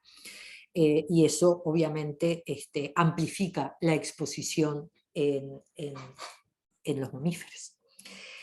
Por otro lado, bueno, sí, muy interesante el comentario sobre el concepto de contaminantes orgánicos persistentes y la persistencia como elemento de riesgo, digamos, que nos anticipa un riesgo particular para el ambiente y la salud. Con respecto a las conductas suicidas, yo no conozco que específicamente para clorpirifos, pero sí hay estudios epidemiológicos que asocian la exposición a plaguicidas, en particular insecticidas, y la depresión o los síndromes depresivos. Y eso, bueno, es un tema que aparece claramente, pero que tiene también muchos factores de confusión, porque también hay otras condicionantes del trabajo con plaguicidas, del trabajo rural, que favorecen o contribuyen a los fenómenos depresivos. Y lo que sí es muy interesante es que hay países que nos han mostrado cómo las intoxicaciones suicidas, una alta presencia del uso de plaguicidas y no de otras sustancias. Y eso habla de la disponibilidad, de la familiarización o del fácil acceso, que son otros elementos sobre los que es necesario trabajar en tanto caminamos hacia otras alternativas, porque el fácil acceso en toxicología lo vivimos como obviamente un promotor de estos tóxicos que realmente son mortales, tienen una alta mortalidad. Y hay una experiencia en Sri Lanka en donde hay un CTI que trata solo intoxicaciones por plaguicidas para mostrar la frecuencia que tiene, que nos muestra justamente cómo el limitar, el controlar, prohibir plaguicidas altamente peligrosos ha disminuido la mortalidad por intenciones suicidas, por eventos suicidas, de forma muy, muy, muy importante. Por lo tanto, esta relación depresión y uso de plaguicidas probablemente hay un ida y vuelta, y uno favorece al otro, pero de alguna manera esta evidencia es suficiente como para tomar medidas de precaución. Muchas gracias, doctora. Yo tengo otra pregunta para Mario, para la doctora Amalia. Bueno, están en el cono sur, ¿verdad? Al lado, su vecino Argentina ha prohibido el clorpirifos, aunque permite para exportación. Otro país, digamos, más arribita, Chile, lo está prohibiendo. Y en el convenio de Estocolmo está precisamente discutiéndose. No hay debate entre toxicidad, con la toxicidad, la persistencia y la bioacumulación. Lo que están debatiendo son objeciones de si realmente hay transporte a grandes distancias. El argumento o la objeción pensamos que responde más bien a los intereses de los países productores,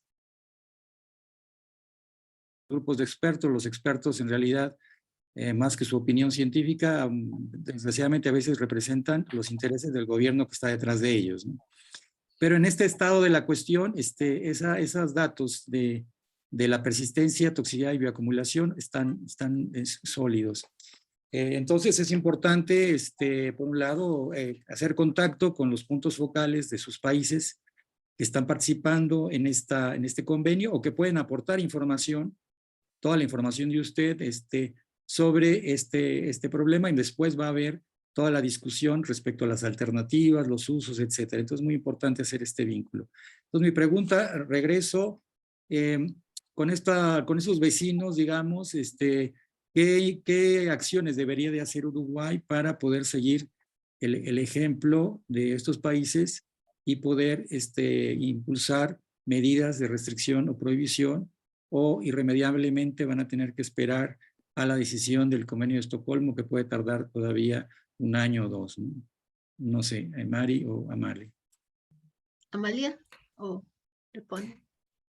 Bueno, en realidad yo no soy parte del gobierno, aunque tenemos en nuestra cátedra una función de asesoramiento en la categorización toxicológica al Ministerio de Ganadería, Agricultura y Pesca, en donde proponemos una categorización y una forma de etiquetado que va a cambiar próximamente, pero no tomamos decisiones.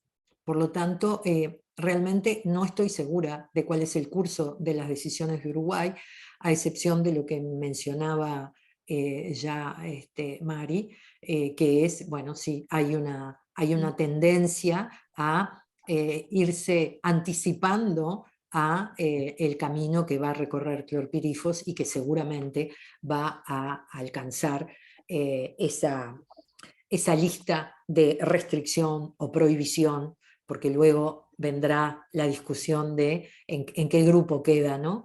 Y de alguna manera pienso que Uruguay va a recorrer ese camino de la prohibición, sobre todo teniendo ya un empuje desde el sur, desde Chile y Argentina, en donde con quien Argentina sobre todo compartimos muchos de los procesos productivos y también muchas de las propiedades de las tierras y de la producción agropecuaria. Por lo tanto, creo que ese es el camino.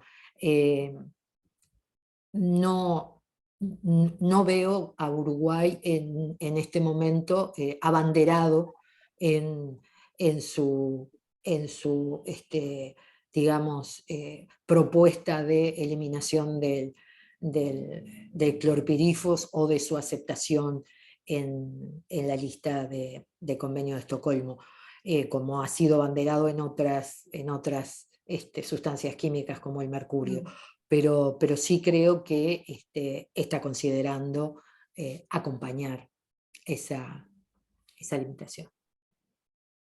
Mari, ¿quieres agregar algo?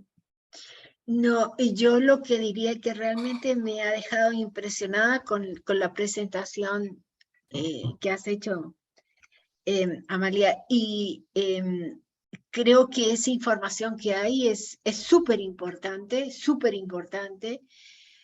que en algún momento cuando ustedes la puedan publicar, que se dé a conocer, porque muchas veces no se toman las decisiones, bueno, no se toman por distintas razones, pero yo creo que con esta información tan importante, eso podría ayudar a decidir de otra manera, ¿no? Y la verdad que les felicito porque yo sé que dentro de la universidad es complicado hacer estudios, pero lo que has presentado hoy me ha dejado realmente impactada, ¿no? Y les felicito. Lo hago públicamente porque es un trabajo que muestra que no se puede, o sea, ya no se puede seguir utilizando esta sustancia. Muy bien. Bueno, paso a las últimas preguntas y comentarios antes del cierre. Ya estamos a 1 minuto de terminar. Mario Daniel Cava Flores, ¿qué se sabe de alteraciones en el bebé tras la exposición al clorpirifos durante la lactancia materna? La pregunta tal vez para la doctora Amalia. Y un comentario de Pamela de Lourdes. Quiero saludar a esta ponencia de expertos. Agradezco la invitación, manifestar mi interés por aprender y, por cierto, colaborar en su difusión. Saluda Pamela Guerrero Cadegan, profesora de Historia, Geografía y Educación Cívica. Aplico como dirigente del Colegio de Profesores de Chile y en estos territorios he llevado por años estos saberes. Mi lugar de trabajo, Ciudad Paine, comuna al sur de la región metropolitana. Trabajo en un liceo de carácter municipal, lugar donde puso su nicho monstruoso Monsanto y los estudios de toxicidad en su población. Trabajadores, jóvenes, niñas, niños, está sumamente en deuda, especialmente porque quienes han trabajado en ello, sin duda han sido callados o invisibilizados. Entonces la doctora Amalia la está pregunta de lactancia y pasamos al cierre. Lo que sí sabemos es que la lactancia es una vía de exposición. Tenemos evidencia de la presencia de clorpirifos en la leche y de la presencia de clorpirifos en los niños lactantes, es decir, que el ingreso de clorpirifos con lactancia exclusiva, es decir, que no ha venido por otra alimentación. Lo que no tenemos es el exacto conocimiento de si solamente esta exposición tiene una contribución sustancial a las alteraciones del neurodesarrollo, que como ya lo presentó Jennifer, están muy bien demostradas. En los trabajos de Brenda Eskenazi, que Jennifer presentó con quien tuve la oportunidad de trabajar en algún momento, realmente la exposición infantil comienza en la etapa prenatal, cuando la madre es quien está expuesta, continúa durante la lactancia y se mantiene sobre todo en las regiones en donde los alimentos proceden de zonas con alto uso de plaguicidas, continúa siendo una fuente de contaminación crónica. Pero no sabemos, todavía no sabemos, si es la lactancia por sí misma la única fuente que pueda estar generando este daño. Sin duda, está agregando dosis, y a más dosis, más efecto.